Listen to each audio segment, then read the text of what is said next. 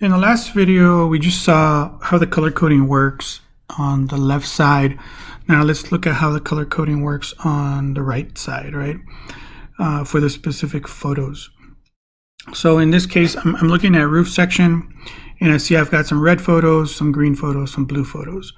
So basically the red means, hey, you got to focus on that photo, do something with it, right?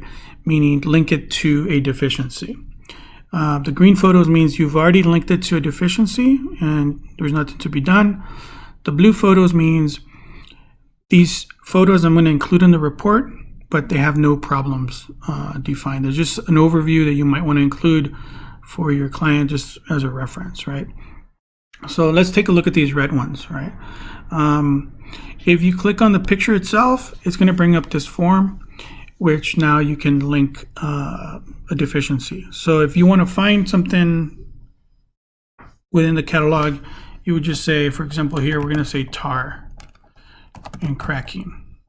So you can see it's filtering down the list. So now you just want to pick a deficiency. So let's just say minor cracking in tar and gravel where exterior walls intersect with roofing system. So the same thing, if you want to edit the photo, you can click on the picture and just, you might want to, put some marks on the photo just so you can see, focus on a certain area. Then when you click the bottom save link button, that photo has now been processed, right? And it's moved over here to the next page. You can see it's in green and there's nothing to be done with that photo now, right?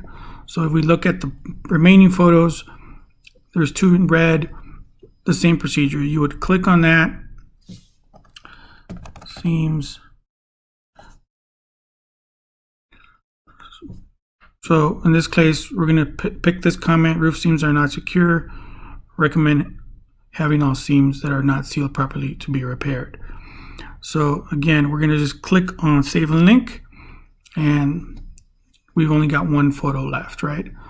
In this case, we same thing. Click on that photo, and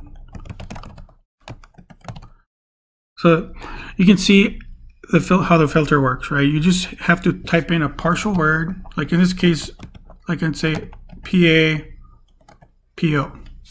water pondy, PAPO. And if you separate them by a comma, it'll find things that have those two words within them, right? And that's enough. Typically I just need two partial words to filter my list down to what I want to find. So I would link that comment. Now everything is in green, right? Well, green or blue. So if everything's green, you're going to get the green check mark on the main section so that you know that you've completed that section. And if you didn't notice, so the locations are on top of each photo and they're being added to each comment, right? So that's the way that the program's working, right? It's grabbing all the locations, it's going to assign them to that comment. So you have a more accurate report of where things were found. Okay, so one thing we haven't looked at, let's see, is if you right click on the photo, right? So for example, on this photo, if I right click it, it brings up my image editor, and you can then just put any kind of marks on it.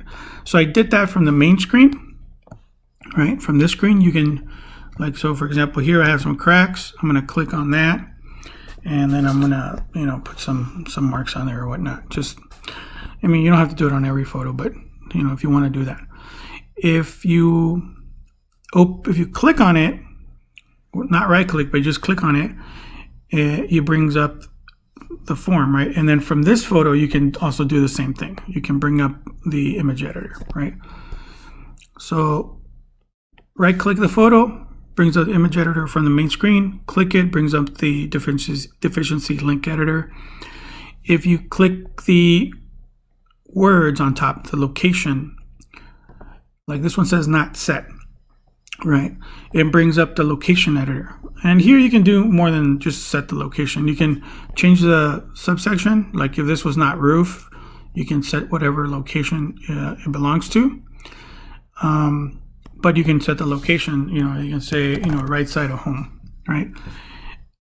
And you could do that from these drop downs, or you can pick, do the same thing with the buttons below.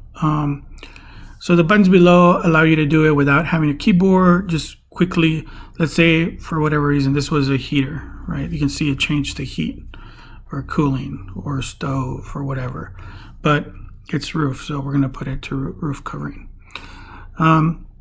So yeah, that's all the controls there.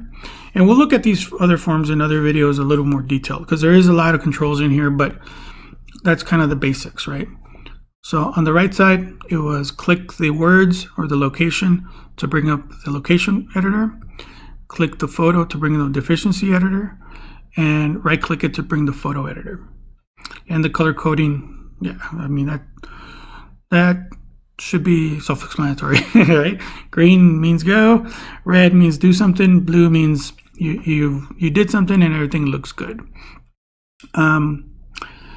And that's it. So let's, in the next video, we'll look at some of these buttons at the bottom and what they do.